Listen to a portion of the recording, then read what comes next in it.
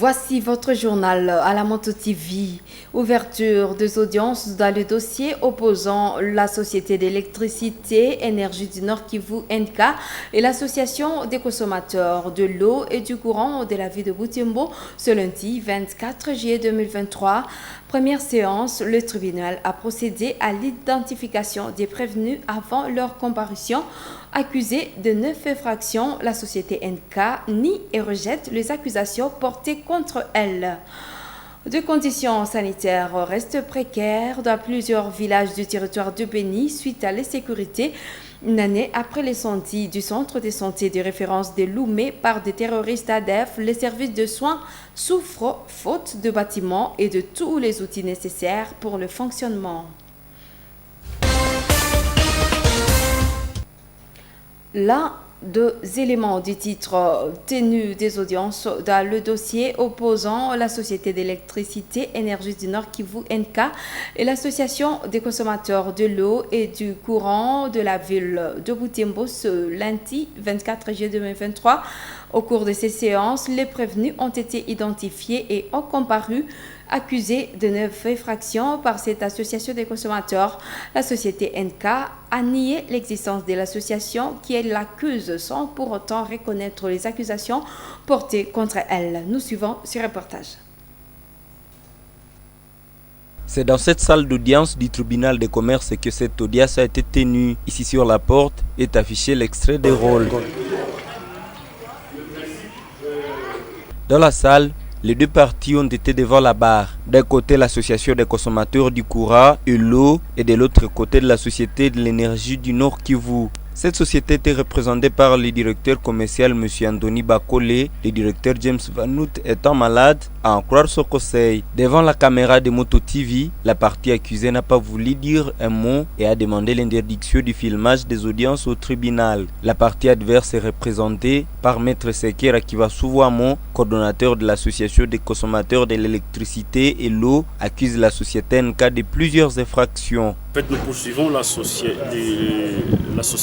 ENK pour 9 chefs d'accusation, donc 9 infractions, dont notamment d'abord l'interruption du courant électrique sans motif valable, c'est une infraction,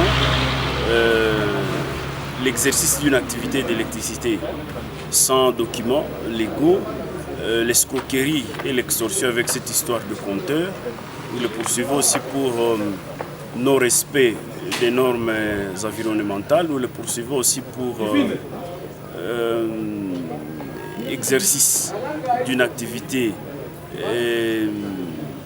d'électricité sans certificat de conformité. C'est une autre infraction.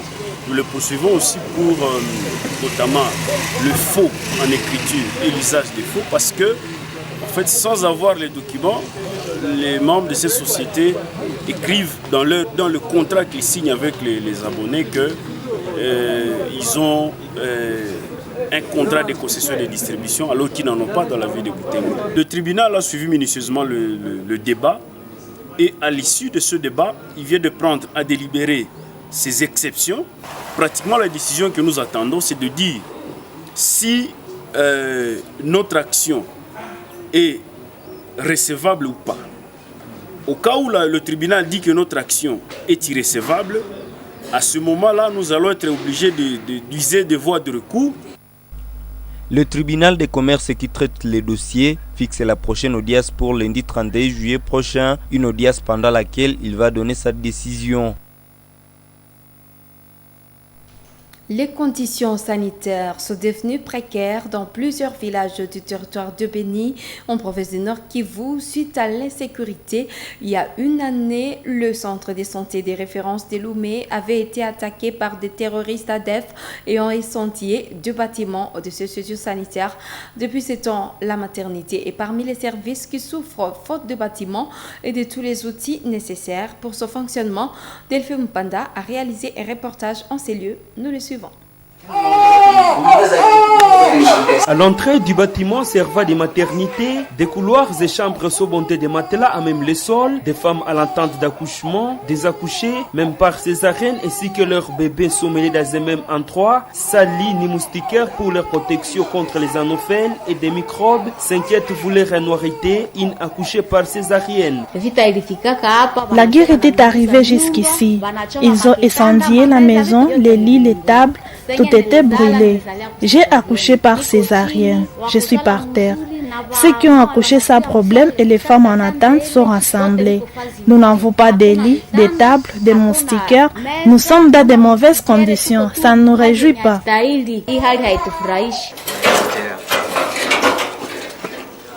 Cette situation s'explique par l'absence du bâtiment équipé pour la bonne prise en charge de la maternité depuis que cette structure a été attaquée par l'ADEF et incendié la maternité et les blocs de soins intensifs, explique Roger Nyamoa, agent sanitaire au centre de santé des références de Lomé. Il est conscient des risques sanitaires que traversent les femmes et les nouveau-nés dans cette structure vu leur niveau élevé de vulnérabilité. Le fait de dormir par terre, il y a des infections qui peuvent facilement se développer au niveau, par exemple, des plaies. Chez les femmes césarisées, chez les AFA aussi, comme les AFA ont une faible immunité et sont plus exposés. Ça fait une année que les bâtiments étaient réduits à centre, mais on est en train de recevoir toujours les parturientes dans des conditions là. Nous n'avons pas assez de moyens pour nous-mêmes nous construire ces bâtiments parce que nous avons fait beaucoup d'étapes pour construire ces bâtiments, mais qui ont été brûlés dans quelques secondes. Malgré que le centre de santé des références de Lomé est la plus grande des structures sanitaires de cette commune, elle n'a pas été retenue pour le projet de développement local de 145 territoires initié par le chef de l'État Félix Tshisekedi pour matérialiser le programme de la couverture santé universelle. Cette structure n'a pas rempli les critères pour la matérialisation du projet. Toutefois, indiquent les autorités locales, un centre hospitalier sera bientôt construit dans le cadre du même projet pour soulager la population. Issé Miambo Arnold est bourgmestre de Lomé. Dans les projets de 145 territoires, il n'y a aucun critère qui a été accepté pour que l'on puisse construire là-bas. Nous sommes déjà sélectionnés pour la deuxième vague qui va aussi nous construire notre centre hospitalier Lomé, bâti sur le sol de l'État pour essayer de soigner en qualité notre population. Le centre de santé de référence de Lomé avait été attaqué par l'ADEF en juillet 2022. Au total, 14 civils avaient été tués dans l'entité, parmi lesquels une infirmière et des malades, incendiés dans le bâtiment après un pillage systématique. Les services de sécurité en ville de Butembo appellent les habitants à vaquer librement à leurs occupations le mercredi 26 juillet, jour de commémoration de victimes ayant perdu leur vie lors de manifestations anti-MONUSCO l'année 2022. Alors que certains tracts circulent déjà demandant à la population de sécher toute activité ce jour, les services de sécurité réagissent ainsi pour couper court à ce passage véhiculé par certains groupes de Butembo. Autre chose dans cette édition est stabilité du taux d'échange dans tous les secteurs. Le gouvernement congolais doit mettre suffisamment de devises dans le système bancaire pour stabiliser le taux d'échange du dollar sur son territoire. Moto TV a voulu savoir pourquoi dans un même pays, des opérateurs économiques peuvent chercher à se fixer leur propre taux selon leurs différents secteurs. En réponse, le professeur en faculté des sciences économiques de gestion Omer Mirembe explique que ces opérateurs économiques se trouvent dans l'obligation d'anticiper la hausse du taux pour ne pas tomber dans de pertes en faisant des transactions d'importation. C'est pourquoi il appelle le gouvernement à prendre ses responsabilités pour stabiliser le taux d'échange dans tous les secteurs. Nous le suivons au microphone de Luciana Msivirwa et Nelly Mungesiali. En fait, ce sont les comportements des agents économiques par rapport à la situation de l'économie. Et donc, par exemple, ceux qui vendent en francs congolais, ils sont obligés d'anticiper sur le taux. C'est-à-dire, en vendant en francs congolais, il aura besoin de dollars pour importer. Par conséquent, en se disant que le taux peut hausser le lendemain, il préfère anticiper. Si le taux aujourd'hui, par exemple, sur le marché parallèle est en 2500, il va commencer à vendre à 2600 pour se dire quand j'aurai besoin de dollars, au moins je serai couvert du risque de change. Là, évidemment, les campistes aussi, il faut une spéculation.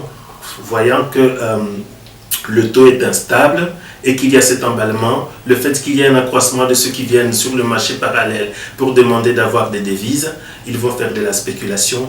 Et donc, comme je l'ai dit, parmi les mesures, les solutions, s'il y a suffisamment de devises dans les systèmes bancaires, que ce soit ceux qui sont rémunérés par l'État en francs congolais, parce qu'il y en a qui sont payés par le système bancaire, que ce soit les commerçants quand ils ont exporté ou quand ils ont besoin d'importer et qu'ils ont besoin de dollars, si le système bancaire peut répondre à la demande des devises, le taux d'échange, à mon avis, progressivement, il pourra redescendre et non plus s'emballer comme maintenant. La pression sur le taux de change pourrait baisser. Donc, le ministère de l'économie a en charge le contrôle de la structure des prix. Mais comme je l'ai dit, vous savez aussi qu'une bonne partie de l'économie, c'est une économie informelle et donc elle échappe au contrôle des services de l'État. Bouclons notre série de reportages de Kavinyonke au lac Edouard.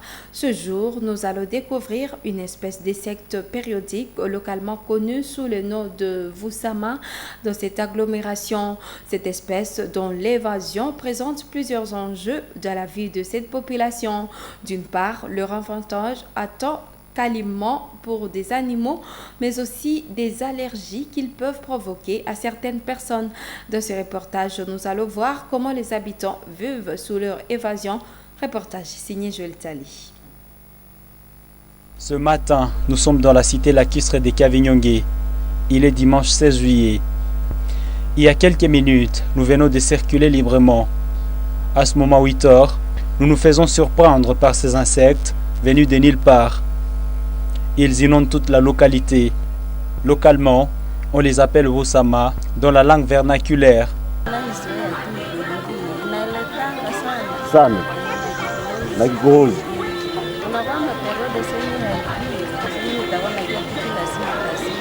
Toute l'agglomération est couverte de ces insectes. Ils sont trop petits, à la taille des moustiques à peine. Mais les beaux côtés qu'ils ne piquent pas, ni ne présentent des signes d'agressivité. Les locaux ont déjà intégré l'invasion de ces insectes dans leur mode de vie, chose que vivent difficilement les nouveaux arrivants dans cette localité touristique.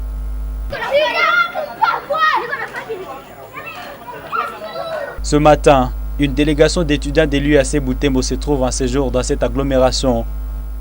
Ranul Fehangi, un de leurs encadreurs, lui, use de son drapeau pour empêcher le mouvement de ces insectes sur lui. Mais cette jeune fille habitante de la place se rend à l'église sans se gêner, malgré la présence de ces insectes sur sa tête entière et sur d'autres parties de son corps. En cas de la forte présence de ces insectes, des habitants allument le feu pour les éparpiller. Une pratique plutôt efficace. À 11 heures, lors de notre navigation, ces insectes nous surprennent à plein lac Edouard. Ils inondent même la surface du lac. Ces insectes, connus sous le nom de Vusama, revêtent un caractère saisonnier.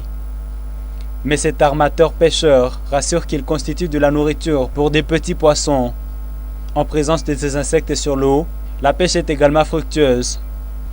Le chef des travaux Virimumba Lungingo Jean, spécialiste en matière de pêche et aquaculture, pense qu'avec l'ignorance de la biologie de ces insectes, il est difficile d'émettre une quelconque hypothèse sur leur nocivité.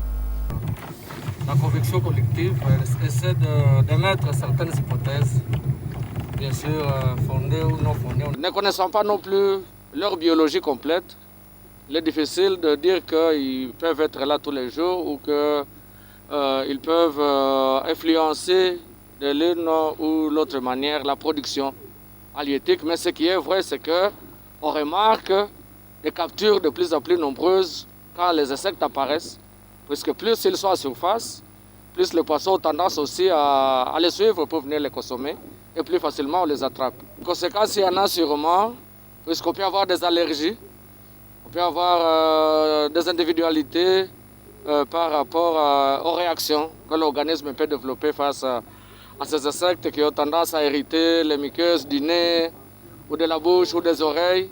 L'assistant Ranul Fehangi pense qu'il peut exister des pistes et des solutions envisageables pour barrer la route à ces insectes pour atteindre la cité. Il y a des pistes et des solutions envisageables, mais je pense que ça peut demander un coût au gouvernement, puisque si possible, on peut placer des barrières, de sorte de voiles qui peuvent chaque fois arrêter l'entrée de ces insectes au niveau de la cité. Alors ça peut demander un coût et ça demande peut-être une étude qui, pour les experts, ces insectes constituent une partie alimentaire pour des espèces halieutiques. Alors, c'est une façon de dire que nous sommes complémentaires et cela fait partie de ce qu'on appelle la chaîne alimentaire ou la chaîne trophique. Alors, c'est une façon de dire que ça peut être gênant pour les humains, mais à contrepartie, ça constitue au poisson que l'homme cherche dans ce lac ici. Donc, ces espèces sont aussi à protéger, mais le plus important, c'est de savoir, la provenance de ces insectes, comment ça se multiplie, comment ça se produit, qu'est-ce qui fait à ce qu'il y a plus de, des morts sur le lac, et les survivants, comment est-ce qu'ils... la reproduction de ces insectes en quelque sorte. Des sources sanitaires de Kiavinyonge ne confirment pas la thèse d'une quelconque maladie que ces insectes peuvent causer. Mais elles appellent quand même les habitants à se protéger des Vusama en portant des masques et en couvrant tout orifice du corps pour les empêcher d'y pénétrer.